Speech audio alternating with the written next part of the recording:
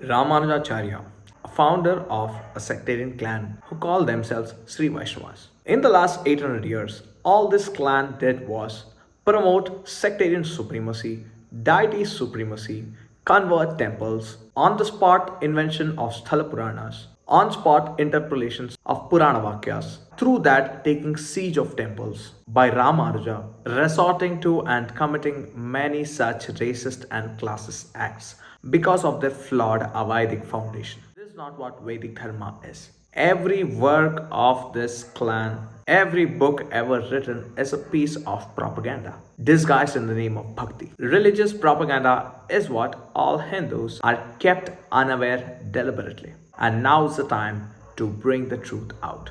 Sanātana Dharma, Vedika Dharma is not one sect but a collection of various sects.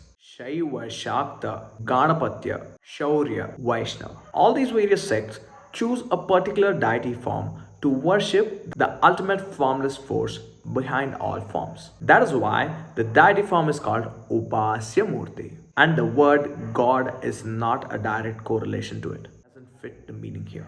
So these various sects worship various forms like Shiva, Parvati, Surya, Ganesha, Swami Subramanya, and Vishnu. Therefore, Sanātana Dharma, Vedika Dharma, otherwise called Hinduism, is not paganism, as the Śrī-Vaiṣṇava sect appears it to be. The Vedanta part of the Vedas, otherwise called Upanishads, don't just dismiss Saguna as meaningless, but point out a purpose to the Saguna worship, as the form ultimately has to lead us to the formless appreciation. Now we have understood that Sanātana Dharma is not paganism as people make it to be, or people have a wrong understanding about it. So is it Pantheism, where that one God has become everything? This becoming has been clearly dismissed in Vedanta Shastra in various places. Utpatti asambhavat, na jayate mriyate. So Sanātana Dharma is not paganism where one form is taken to be God or many forms are taken to be God. Sanātana Dharma is understanding that one Lord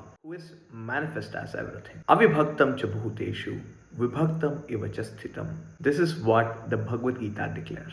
Remember, the only source for understanding the nature of Bhagawan is the Shastra. And also it's not Pantheism where that God becomes something as the becoming is rejected. Then how do we understand Bhagawan? As I said, the source is Shastra. And Shastra says, Sarvendriya gunabhasam, Sarvendriya vivarjitam. Guna bhoktur sanna nirgunam. Even when appearing, Shastra talks about Bhagawan transcending. The verse I quoted earlier also has Avibhaktam cha bhuteshu, Vibhaktam iva. The word eva reveals transcendence. Transcendence reveals Advaita.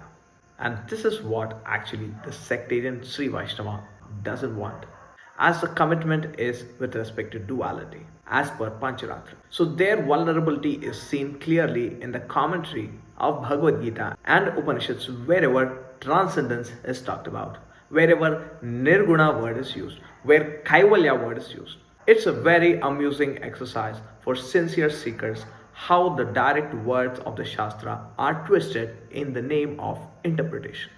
Remember, interpretation only stands as long as the main vision is not compromised or contradicted.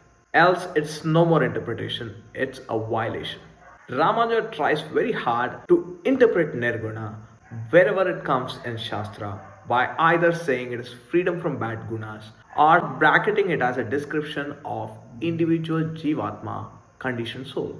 The latter is seen all throughout in 13th chapter, where words clearly point out Jivatma and Paramatma to be one. Still, because his whole theology falls, Ramanuja is forced to take it as individual soul description, even though Shastra uses the words Paramatma, Ishvaraha. As we are still in 28 of 100, the whole series is meant to point out such violations. And the first interpretation, Nirguna as free from bad gunas, falls by two verses of Bhagavad Gita. One is, which I quoted, Guna bhokta sanna nirguna. And also, Ye chaiva sattvika bhavaha rajasas tamasaschaye matta eveti tan vidhi natvaham teshu te mai.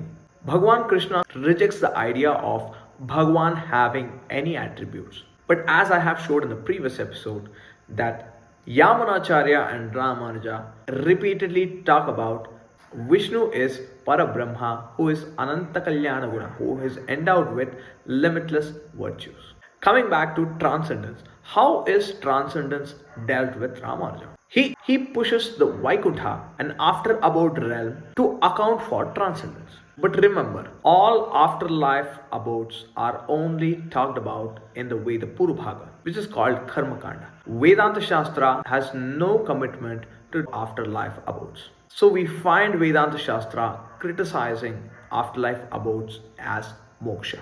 Bhagavad Gita says, Traigunya Vishya Vedaha Nistraigunya Bhavarjuna Vyavasayatmika Buddhi Ekahiha Kurunandana. And if Vaikuṇṭha accounts for transcendence, then we ask, what are you going to do about the word Kaivalyam?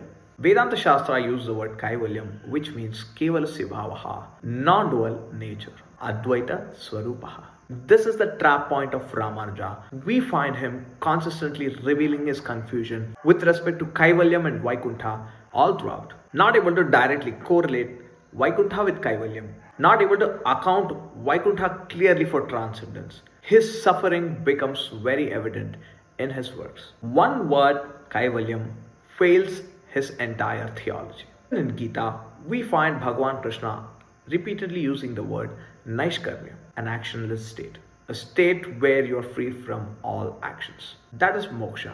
When any afterlife abodes are pointed out as moksha, then what are you going to do about the word Naishkarmya?